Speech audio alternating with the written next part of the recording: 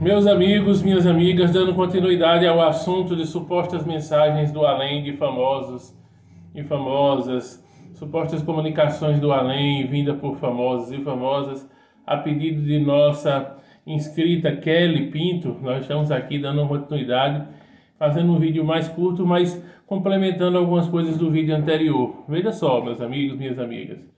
Um outro detalhe que realmente sempre ocorre nessas cartas, que ela pontuou bem nos comentários do vídeo anterior, é que sempre em tese esse espírito famoso, artista, cantor, ator, atriz, cantora, geralmente ou quase sempre é resgatado por um outro artista no umbral, né? É sempre aquela mesma história, como nós já vimos histórias de Cássia Eller. Estou citando ela porque foi muito bem comentada. Cássia Eller foi supostamente resgatada por outro. Cazuza, me parece, foi resgatado por Cássia Eller. Tem situações assim, né? É impossível que isso aconteça? Não. Pode acontecer? Pode.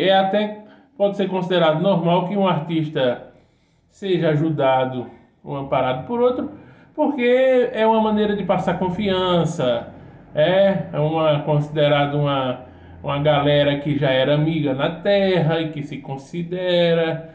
Então existe essa possibilidade, claro que existe. Aqui a gente não está fechando portas e janelas para as probabilidades, as possibilidades. Agora, no entanto, nós temos que também ser muito prudentes, porque essa história é uma história bastante repetitiva, não é? Essa história de dizer que sempre um artista foi resgatado por outro artista famoso no umbral. É sempre a velha história do umbral, né? Depois que o umbral se popularizou, todo mundo quer dizer que todo mundo está no umbral ou passou por umbral sem entender que existem circunstâncias diferentes na vida de cada espírito encarnado e que, apesar de ser uma região de passagem, como o próprio nome está dizendo, há de se passar por ela, não é? Não significa que todo mundo fica lá aprisionado e que fica lá por vários anos, etc. Tá? Outra coisa, para complementar, eu vejo coisas assim absurdas mais a cada dia em alguns canais super religiosos espíritas, canais que se dizem espíritas, outros que utilizam nomes ainda mais absurdos se referindo ao espiritismo, dizendo que são espíritas e etc, que são de um espiritismo assim, cada um que quer dizer que é de um espiritismo melhor e maior do que o outro, mas todos com esse mesmo papo de supostas mensagens psicografadas, de supostas mensagens de artistas políticos também. Político, o que é que político A falou, político B falou. Certa vez eu vi uma suposta comunicação do ex-governador de Pernambuco, Eduardo Campos, e fui ver pelo conteúdo da mensagem. Eu que nunca fui próximo a ele, apesar de já ter visto ele próximo, já, mas eu que nunca fui próximo a ele, vi que não tinha nada a ver, que era muito genérico, e as comunicações sempre são muito genéricas. Um detalhe também que a gente pode ver é que essas comunicações são extremamente genéricas. Se para mim, que sou uma pessoa distante, percebe isso, imagina os familiares desses artistas, políticos, etc. Né? Outra situação é que tem um cidadão por aí, né? Entre esses canais tem um cidadão que agora ele está assim de maneira declarada, sem perceber, mostrando toda a fascinação que ele está envolvido. Fascinação é uma das características das obsessões espirituais nos médiuns, né? E a fascinação é aquela primeira: eu sou Bambambam, eu sou F, eu sou Oda, né? Oda, eu sou bom, eu sou isso, sou aquilo, sou o melhor, eu sei tudo, eu vejo tudo, eu percebo tudo, né? Eu sou médium com M maiúsculo e todo mundo sabe que eu sou médium e que eu sou Oda e que o que me perguntar eu sei. Veja só, meus amigos, minhas amigas, se você se deparar com algum médium, alguma médium que diz que tudo que você perguntar a ela você vai ter resposta, ele sabe te informar tudo, sabe dizer tudo, sabe dizer onde todo mundo está, o que é que todo mundo está fazendo, o que é que todo mundo fez, saia correndo de perto dessa pessoa. Não existe isso. Não existe super médium, não existe super médium, nem homem nem mulher. Não tem essa história de estar sabendo de tudo. Quem você perguntar, pois é, eu já vi um cidadão aí, um dia desse no YouTube, dizer que ele sabe, qualquer pergunta pode fazer a ele. Que ele vai saber, porque ele tem milhões de assessorias espirituais o tempo todo a serviço dele. E além dele ser um super médium, capaz de detectar onde qualquer pessoa está no plano astral. Onde qualquer pessoa está no plano espiritual. De primeira, assim, ó. Meus amigos, minhas amigas, vamos ter muito cuidado com isso. Eu já me deparei na história aqui mesmo em Pernambuco com um cidadão que também tinha costume de dizer aonde todo mundo estava, o que é que estava fazendo. E eu já tive um dia de jantar com um médium desse. Ele olhou para mim e disse: sua mãe gostava muito de você e tal, não sei o que e tal. E escreveu uma suposta carta, pequenininha, curtinha, de minha mãe, como se fosse minha mãe, citando meu pai. Me entregou. O mais estranho dessa carta foi que, primeiro, ele não assinou o nome da minha mãe. Se minha mãe estava do lado dele e passou um monte de informações para ele, por que não passaria o nome dela? Não é? Estranho. Se era minha mãe que já estava do lado dele, eu e ele jantando no restaurante. Se minha mãe estava do lado dele e passou um monte de nomes e de informações, nomes que digo assim, questões genéricas, né? Por que não diria assim, ó, meu nome é fulana de tal, eu sou a mãe de Kardec, sou a mãe do professor Kardec. Uma carta totalmente estranha, com informações extremamente genéricas e sem a assinatura de minha mãe, sem o nome de minha mãe, atribuindo questões o mais do mesmo. Foi uma mentira. Foi uma mentira mediúnica. Agora, aqui no caso dele, eu não acredito que foi por mal, mas foi por esse mecanismo nosso anímico muito forte, e a capacidade nossa do ser humano de criar. Nós temos uma capacidade de criar muito, criar personagens, criar visões, alucinações. Eu digo porque eu sou do campo da terapia, da psicanálise, e sei que o animismo é muito forte, que o inconsciente trabalha muito nessas criações. Por isso que hoje em dia eu tenho um cuidado extremo com as minhas próprias questões mediúnicas. E só cravo algumas porque eu sei que são pontos fora da curva. São situações que eu elimino todas as outras questões de possibilidades anímicas e etc. E invencionistas. Então é isso. Então, resumindo aqui, além de sempre um artista estar sendo resgatado por outro, em tese, né? Também tem um cidadão aí, eu estou dizendo um, mas deve ter uns 3 ou 4 aí na internet, que no YouTube, viu? Que ele responde tudo, ele sabe de tudo, domina todos os assuntos, qualquer assunto que perguntar a ele, ele sabe. Qualquer pessoa que desencarnou, ele sabe onde está e vai dizer todas as características, está assim, está assim. O engraçado dessas características é que geralmente bate com as mesmas de sempre, o mais do mesmo. Está no hospital, está se recuperando, está melhorando, está ainda hospitalizado, está ainda passando por um momento difícil, está no umbral, está resgatado no hospital. É a mesma história de sempre. Sempre a mesma história. Umbral, resgate e hospital. Umbral, resgate e hospital. Recuperando-se no hospital. Melhorando no hospital. Sempre a mesma coisa para todos os espíritos, né? É impressionante a falta de criatividade quando tem gente que desencarna sem estar doente, efetivamente, né? Sem estar com uma doença terminal ou sem estar com o organismo todo comprometido, de repente desencarna. E essa pessoa também vai estar passando por um tempo indeterminado num hospital espiritual. Não.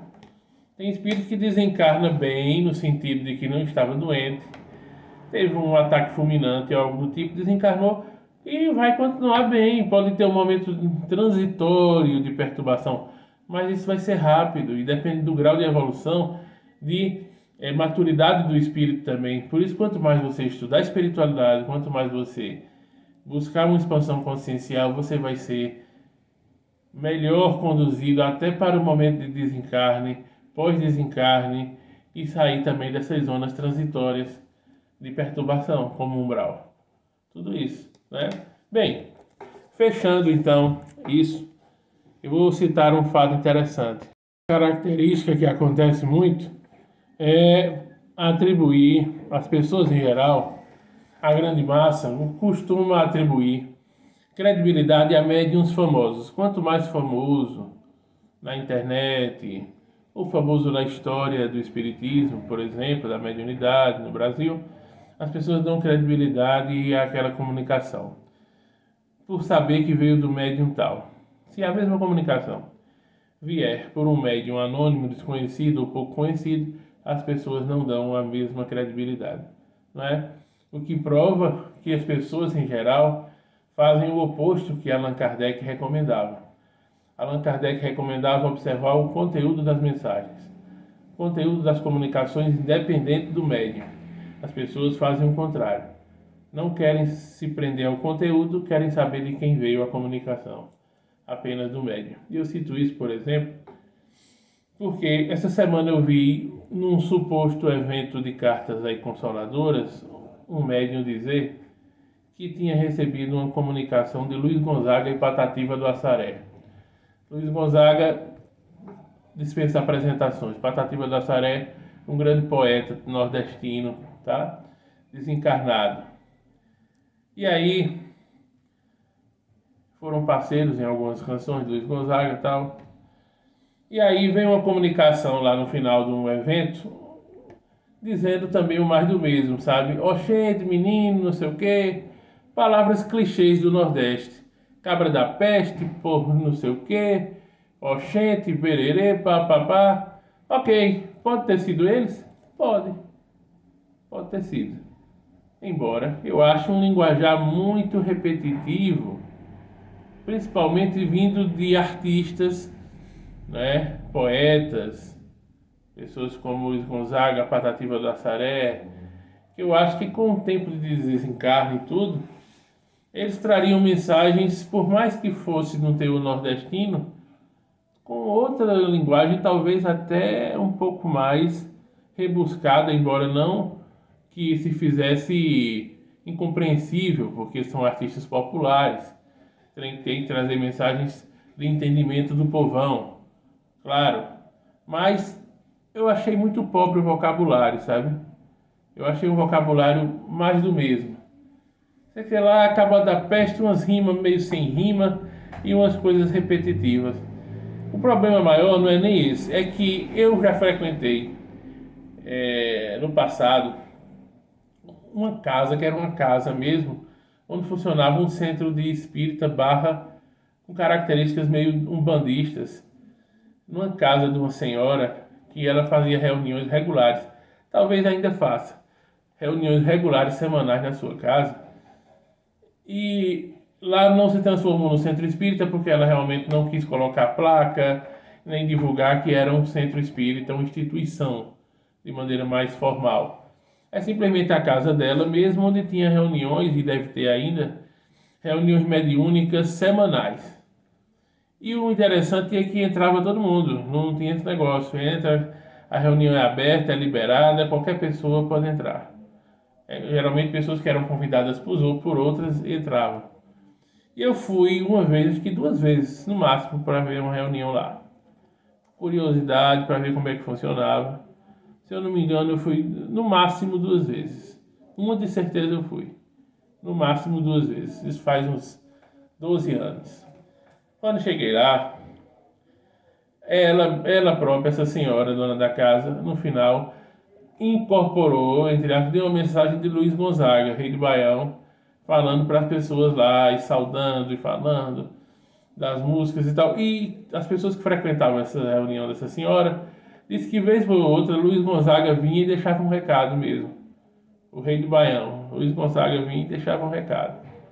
Sendo que as pessoas duvidavam, até as próprias pessoas que frequentavam a reunião, ficavam com o pé atrás e duvidavam da veracidade dessa comunicação do Luiz Gonzaga. Não todas, mas a maior parte das pessoas duvidavam, porque achavam impossível. Por que que Luiz Gonzaga viria numa casa, numa reunião regular de uma casa, que nem sequer era ligada a nenhuma instituição, nem ligada à Federação Espírita, nem tinha placa do lado de fora dizendo que era um centro espírita, não tinha nenhuma organização sobre ser uma casa espírita constituída, independente de ser ligada à FEB ou não, enfim, por conta de uma série de preconceitos, atribuía-se a uma mensagens anímicas falsas dessa senhora em relação a Luiz Gonzaga. E ele veio várias vezes lá falar segundo quem sempre frequentou a reunião. Na vez que eu fui, ele também falou, se apresentou lá e tal. E pelo discurso poderia ser ele. Não sei se foi, mas pode ter sido ele. Agora, como era uma senhora desconhecida, uma médium anônima, geralmente as pessoas desconfiavam e duvidavam dessa comunicação. Se por acaso acontecesse a mesma coisa, mas se atribuísse a Divaldo ou a Chico Xavier, todo mundo iria bater palma e acreditar. Da mesma forma, eu estou citando isso porque, como veio recentemente num raro evento de cartas consoladoras que existe no Brasil, hoje são eventos raríssimos. Num desses eventos raríssimos de carta consoladora, veio uma mensagem um dia desses, numa cidade aí do Brasil, falando que foi da assinatura de Luiz Gonzaga e Patativa do Assaré.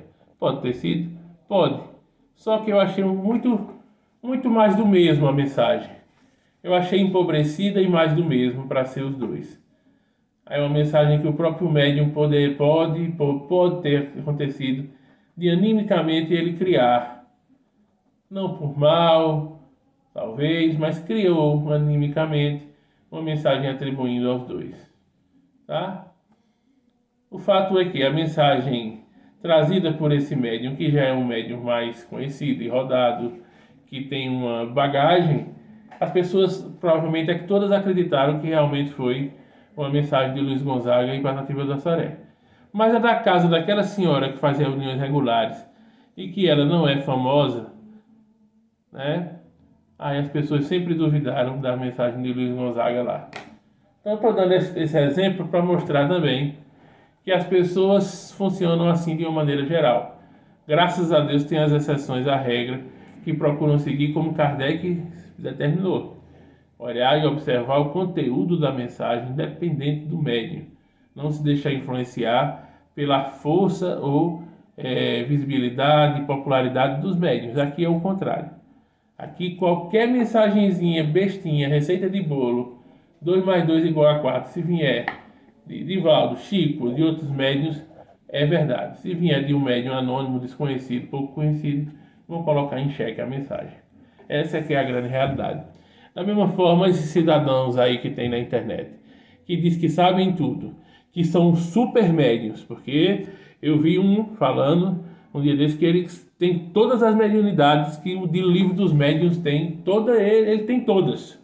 Ele tem tudo, ele é o tampa de crush, ele é a última Coca-Cola do deserto, a última copo d'água do deserto, ele é Oda, ele é super médium, ele vê tudo, ele sabe de tudo, sabe onde todo mundo está e domina tudo. E quando a pessoa fala isso com a boca cheia, ele próprio falando, demonstra claramente aí uma fascinação. É uma fascinação espiritual, é uma obsessão. O cara está obsediado, achando que está tudo bem, achando que está tudo normal, que ele é o foda, o Oda, é o bambambam da história, né? E aí, ele mesmo fica falando isso numa boa, sabe? Sem problema, porque a fascinação domina a pessoa. Ele está fascinado e está inventando. Aí ele mesmo sofrendo obsessão e achando que os outros é que estão obsediados e que os outros é que estão no umbral há muito tempo. Das duas, uma. Ou ele está extremamente fascinado, certo? E sendo levado a processos obsessivos realmente de ficar passando vergonha com essas conversas e com esse papo, de servir de chacota, de servir de vergonha, né? E começar a ser realmente um médium para além de fascinado, mas subjugado. Isso são características que tem no próprio livro dos médiuns, que ele diz dominar todos os tipos de mediunidade. Mas parece que ele não estudou bem o capítulo das obsessões, da fascinação, da subjugação, da possessão, etc. Então, ele está das duas uma, ou obsediado, fascinado, partindo para uma subjugação, e aí ele sabe tudo, domina tudo, é o maior oráculo do mundo, tá? Ou simplesmente se transformou num grandíssimo cara de pau, realmente num cara de pau que é preciso um óleo de peroba enorme para poder passar na cara desse cidadão. É óleo de peroba dos maiores, porque é o cara ser extremamente cara de pau e se transformar num personagem mesmo de super médium para dizer que sabe tudo, sabe onde todo mundo está, o que é que todo mundo está fazendo ou deixou de fazer. Ou seja, das duas uma, de todas as duas formas está errado. Então preste muito bem atenção nisso. Existem muitas mistificações, muita fascinação, muitas obsessões e muitas mentiras nesse processo, invencionismos e charlatanismos. E existem também aquelas pessoas que só credibilizam mensagens vindas por médiuns famosos e conhecidos e descredibilizam se vierem de pessoas desconhecidas. E às vezes cometem enganos e vários erros, e a pessoa desconhecida pode estar trazendo uma mensagem verdadeira. Espíritos, eu aprendi uma coisa com o tempo, que espíritos, por mais renomados que sejam, eles não estão vendo rótulos, nomes de médium, nem tamanho de casa espírita para vir trazer mensagem. Eles costumam trabalhar, inclusive em lugares menores, em centros espíritas menos badalados, que não tem tanta gente metida importante, tanta gente falso moralista, tanta gente pseudo-intelectualmente elevado. Eles gostam de trabalhar em centros mais simples, mais humildes, apequenados fisicamente, modestos. Aí é que eles gostam de trabalhar. Inclusive, era o modo de centro espírita preferido do próprio codificador Allan Kardec, que chega a falar, recomendar que é melhor casas espíritas menores, porque ali vai se ter uma relação de mais amizade, fraternidade, uma relação mais familiar entre os membros, do que casas espíritas muito grandes fisicamente, ficam muito dispersas e geram uma série de grupos diferentes dentro da mesma casa espírita e de um jogo de vaidades e de egoísmo e de disputas entre esses grupos. É o que muitas vezes acontece, né? Bem, é isso que eu queria dizer sobre esse vídeo. Um grande abraço a todos. Se você gostou, deixa esse like, ajuda o canal. O canal traz uma proposta séria de uma espiritualidade livre, independente, alertando e mostrando coisas contra o sistema e contra outros canais. Dá o like, se inscreve no canal, compartilha o vídeo, que eu sei que tem muita gente que precisa ver esse tipo de vídeo.